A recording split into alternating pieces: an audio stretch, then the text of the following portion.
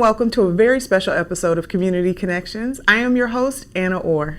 And today we are talking about mental health, we are talking about emotional health, and we're talking about accountability. I have Schia Hart joining me today, and we're going to talk about the Truth Be Written Journal series. Grab somebody in your network, sit down, and stay tuned.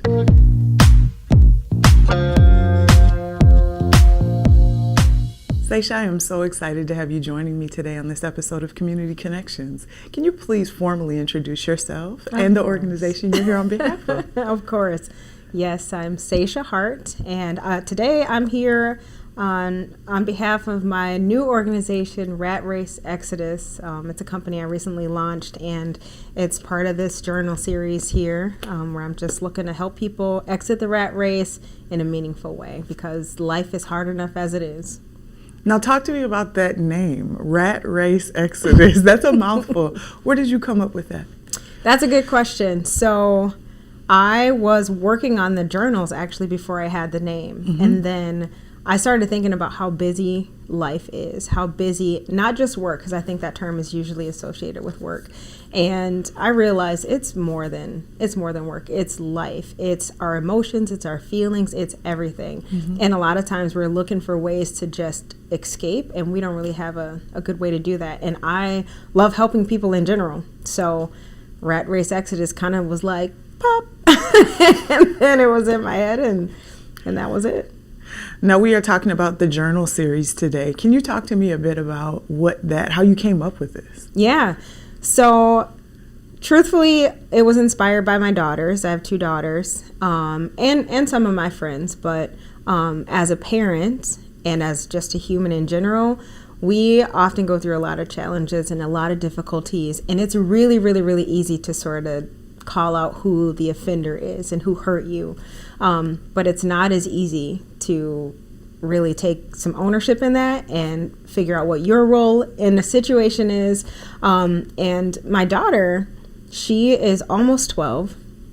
And whenever, there would be tough situations or something that would happen, or I'd have to give her a consequence to her actions, it felt like she would kind of blame me. And I don't want to have a relationship with my kids or with my friends or with my family that's constantly fighting, constantly like a battle. Mm-hmm. And I wanted to give her a way to express, here's what I really feel like mom did to me. Here's what I feel like my friends did to me. Here's what I feel like the world has done to me. But then also, now that she's gotten that off of her chest, be able to say, all right, I had something to do with this. Is there any validity to what mom said? Is there truth to this? And then really just ponder a way to, come up with alternate solutions to issues. And so that's where it started. And I was on a walk one day, and I was like, actually the next day or somewhere in there, I was so frustrated because I felt like I'd been blamed, and I just was so over it. If I'm being honest, I was just so over it. Right. And I was driving and I was praying. I'm a person of faith. So I was praying, and I was like, God, I don't know what to do. Like, I don't want to have a terrible relationship with my daughter, but it just sucks. I don't know what else to do. I'm trying to do a good job.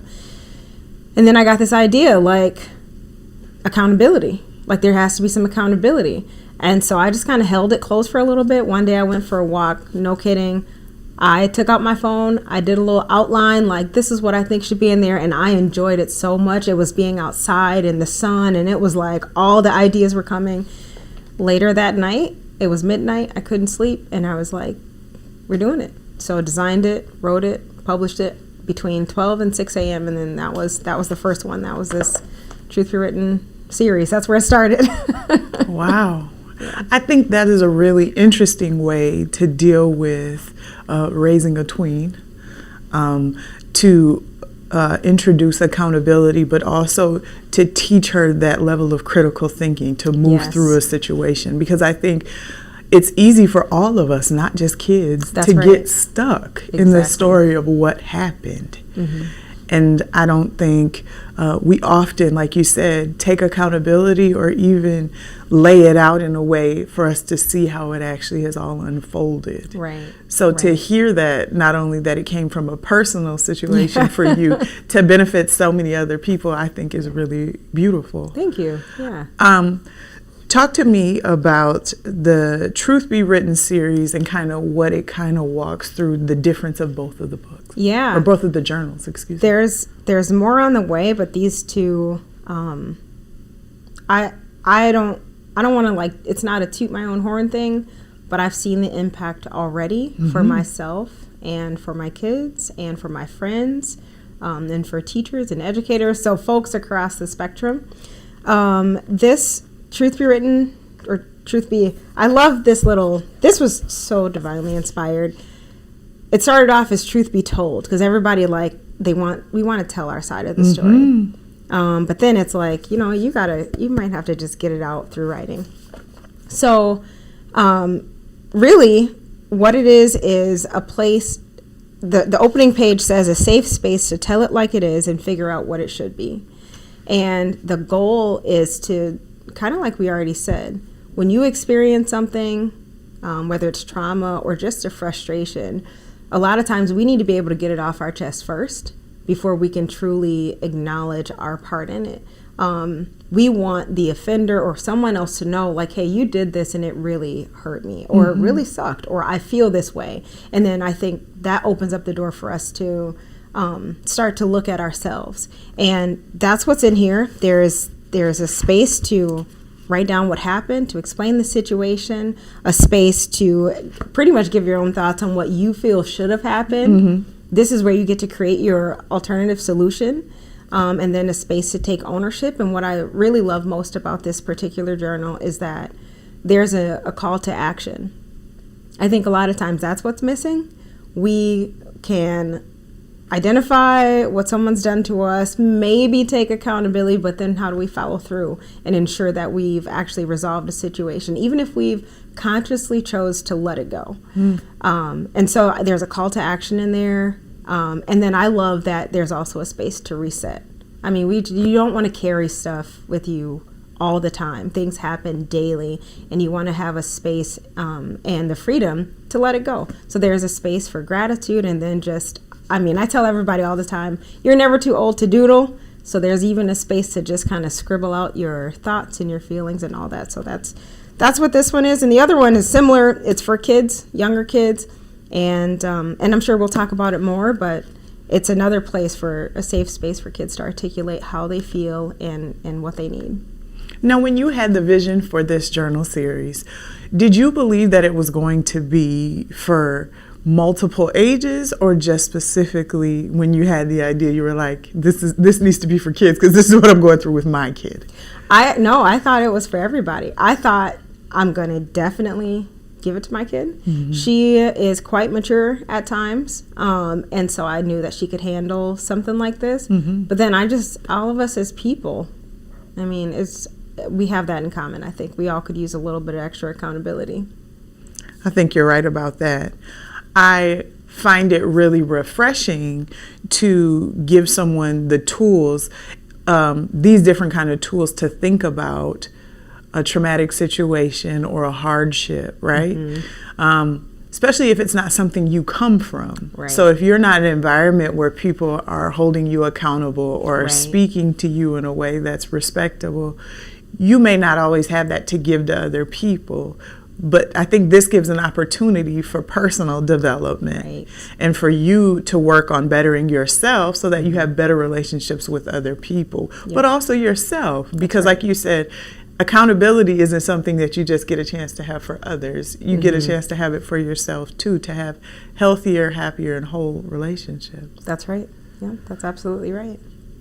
I think that's really important. Now, can you talk to me about your personal path to journaling and kind of where that came from? Yeah. I'm not a huge journaler, if I'm being honest. That's the lady with the journal. I know, right? I'm not a huge journaler.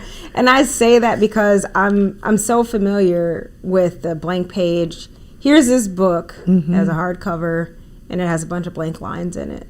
And it's like, okay, it just, for me, it feels daunting. Life is busy. And so it just, to sit down and feel like I'm supposed to do like a feelings dump, I don't know. I'm not really excited about it. But what I have done, and that is related to journaling, is I'm a jotter can I say I'm a jotter, not a journaler? Yes. I'll jot things down, things that I just have to get out. So I talk a lot, I pray a lot, and then there are times where I will write something just for 15 seconds. And then there are other times where once I start writing, it could be an hour-long entry. I'll do video recordings. So it's essentially journaling, but just in different ways. So I've always been able to articulate my feelings much better through words and through writing than I am through verbal communication. So it's just, I don't know, kind of a natural thing. And I am more so the reverse. I can kind of talk through something, but once it's actually time to kind of write it out, I'm like, you said earlier, I'm not really that interested. I'm okay. I'm like, I feel a little better now that I got it out. Yep. Maybe there's a pipeline to now why I'm sitting in this chair. Exactly, yeah. I do a little bit of both. It depends on how expressive I need to be. If I'm in more of a listening mode and brainstorming and like let's figure things out, problem solving, I can certainly talk through it. But when it's I need to be heard, I need to write, because I don't want to be interrupted. I want to be heard. I just want to feel heard, and I think that's a need of many people. I think that makes a lot of sense. Now, one of the other services that Rat Race Exodus LLC provides is life coaching. Can you talk to me a little bit about that? And what is a life coach for people that may not know, but also maybe providing some revision for people that believe they know what a life coach is? Well, let me just say, I don't even like the term life coach. Okay. I specifically chose lifestyle consulting because it's a new avenue. It's a new venture for me, so to speak. It's a new thing. But I chose it because, well, let me say this. I think it's different than a life coach in that I'm not trying to come from a place of being an expert. I've gotten everything together in my life, and I know how to help you fix your life. That is not what I do, and I think that that's what a lot of life coaches claim to do, and that's how they appear. And I wanted to do lifestyle consulting for a couple reasons. One, I want to come from a place of empathy and compassion and relatability. I think that's a strong gift of mine, and being able to sense the feelings and the needs of others and help them know that they're not alone. That's one way to really start someone off and having them be motivated to improve their life. And then two, another natural gift is organization. And I'm drawn to efficiency. I feel like there's a little bit of Tetris in my brain all the time. I love making things fit and figuring out where something might not be as efficient and optimize it. And that's more on the professional side. And I love combining those things. And so I run into people all the time who are in this rat race and their lives are so full and they can't seem to figure out where each thing in their life needs to go, where the places are. And so that's really what it is, and that's how I would define lifestyle consulting. For me, I'm not an expert. I have issues too, but I'm really good at helping to organize things. I'm really good at being there for you. I'm really good at hearing and interpreting kind of what you are feeling, even if you can't. So that's what I want to do. I think since we were sheltering in place throughout COVID-19, so many people started taking up activities or working on self-improvement, starting to read more, or maybe finding a therapist. And so that was part of the reason why I wanted you to come on today. Even though we're no longer sheltering in place, we are heading into colder temps where people are inside a lot more, especially if you're in Minnesota, or in a colder climate like we are. And so I wanted people to have the tools if they are on that journey or if they're thinking about considering that journey, somewhere to begin. Because as we know, therapy is not always fiscally a priority for some people, or even an option, as well as lifestyle consulting. But people are saying, there may be someone saying, I would like the resources, though, to kind of start working on some things so that by the top of 2024, I have a different outlook on my life, or I may be headed in a better direction. Yeah. What do you say to someone that says, journaling is not my thing, I don't need a lifestyle consultant, but I do feel like there's something I do need to work, there's some things I could work on? Yeah. One, I would say that is okay. Everything isn't for everybody, and that's okay. And it's good that whoever is saying this, that they know that about themselves. I would also say don't stop until you find the thing, though, until you find out what the thing is, and really understand why you might be more hesitant to do journaling or more hesitant to participate in lifestyle consulting. Is it because you just feel like, it's not going to help you? Or is it because it's not? I've gone to therapy before, and one of the things I even love about these journals is I can do this at my own pace. And I can be as blunt and honest and open and not have to care about what anybody else thinks about me. And I can fully express, not have to pay somebody a bunch of money, and work through things and sort of feel that autonomy and feel that ownership. And it's guided. So I'm not just in the blank space, in the blank world. It's guided and it's helpful. So I would tell them, give it a try. Give it a try. If you know it's not for you, there's probably something that is, or create something that is for you, because other people might need it too. I think that's very powerful.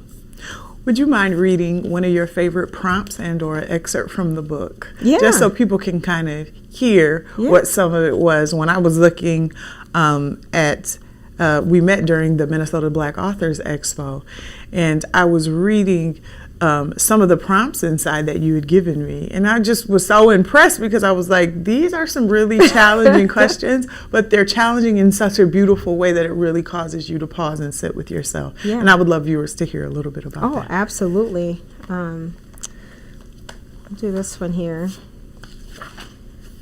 So the reflection starts off with simply what happened, who was involved, and what did they do?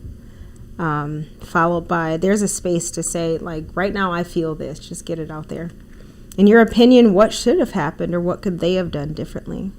One of my favorite things in here is this honesty box, and it says, is there any truth or validity to what they said or did? And the answer options are yep, maybe, or nope. And then, what role did you play in this situation? What could you have done differently? And it tells you basically keep unpacking. I think I intentionally put that there because it's so easy to stop. Like, okay, great. I said what I did. The end. And then finally, it's now what? What are you going to do? It forces you to just really take ownership.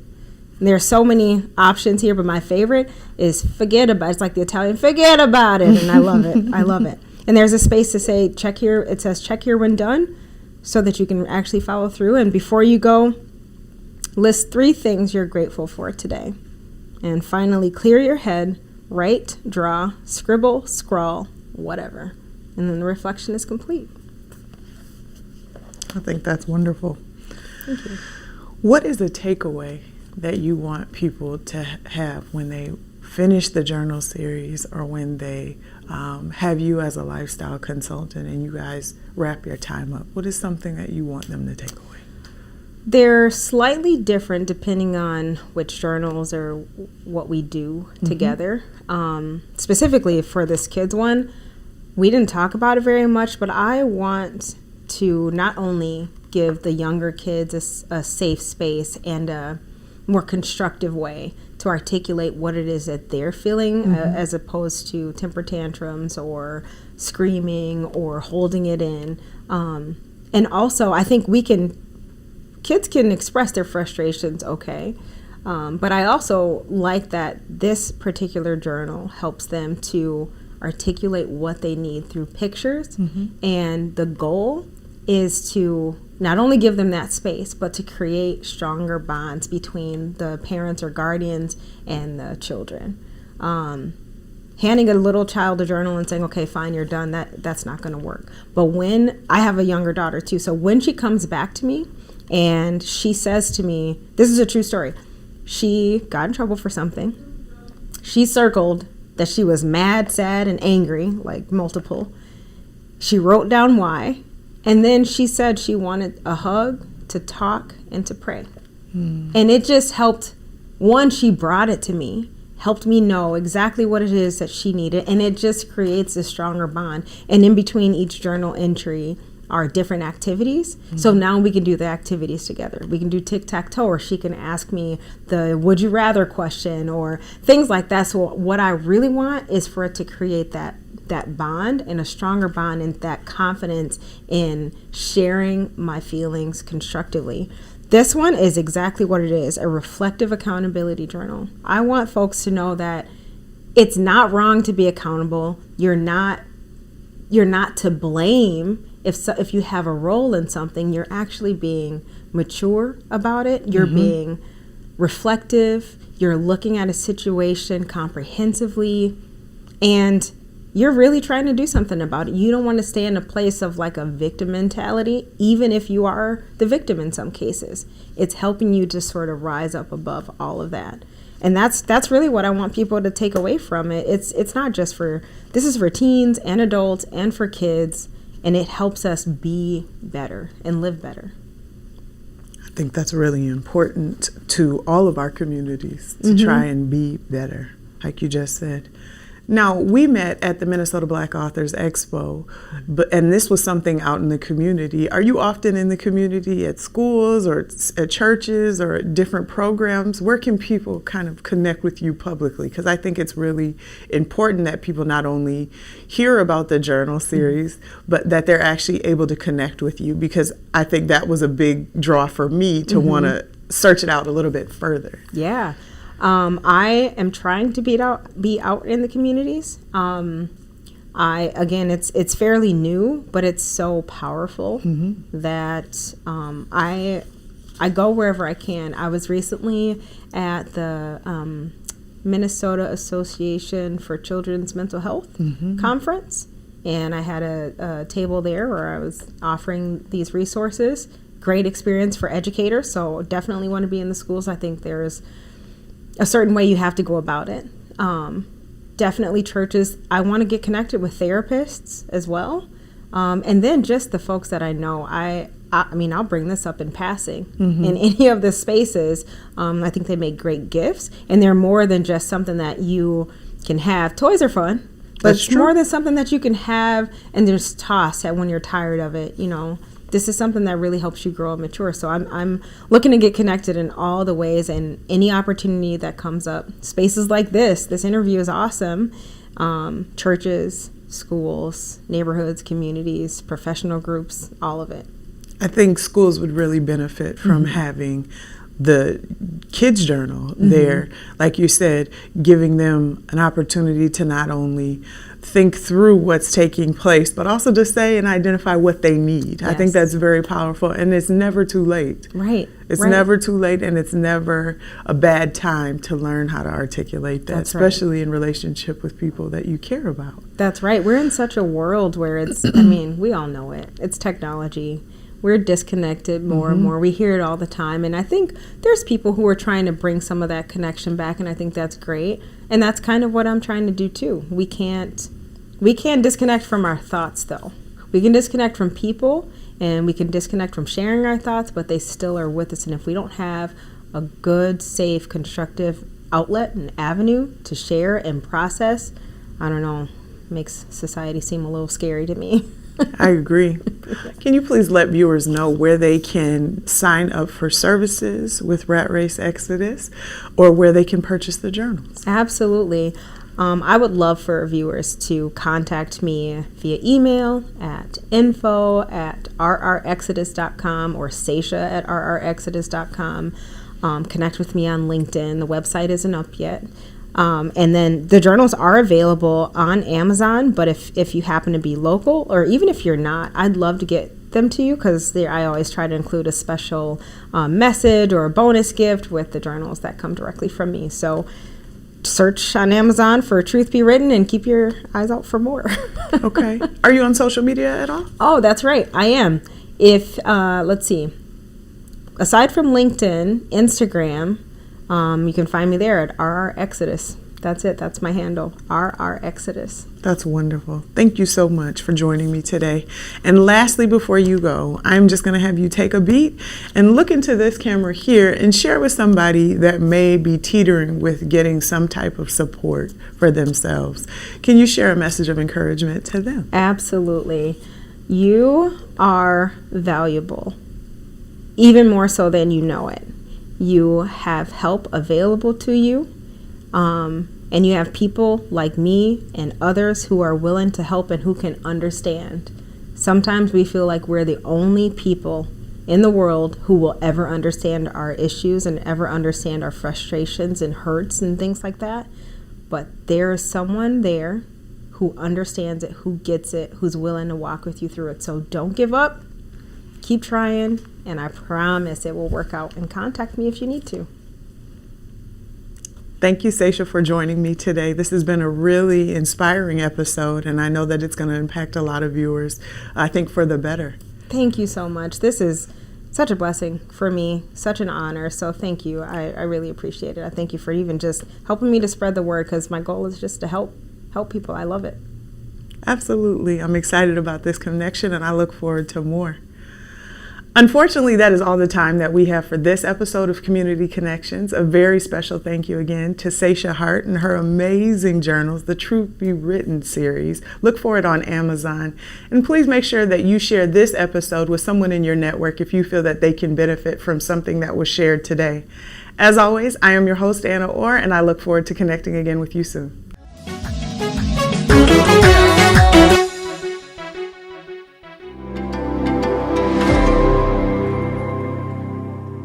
Hawaasni addunyaa tokko haala gaariidhaan guddatee jireenya gaarii jiraachuudhaaf waan tokkotti haajama. Fayyaa hawaasaati. COVID-19 baroota dabran kana keessa lubbuu nagaa miliyoonatti lakkaa'amtu dhabamsiisee hawaasa addunyaa diinagdee burkuteessee jira. Lubbuu miliyoona 7tti dhiyaattu dachiirraa godaansisee lubbuu miliyoona 700tti dhiyaattu immoo dhukkubsee dawaa fudhachiisaa jira. Qabeenyi sababa COVID-19tiin dhabame ni argama. Hojiin sababa COVID-19tiin dhabames ni deebi'a. Daldalli cufames ni banama. Daandiiwwan cufaman hundis ni banamu.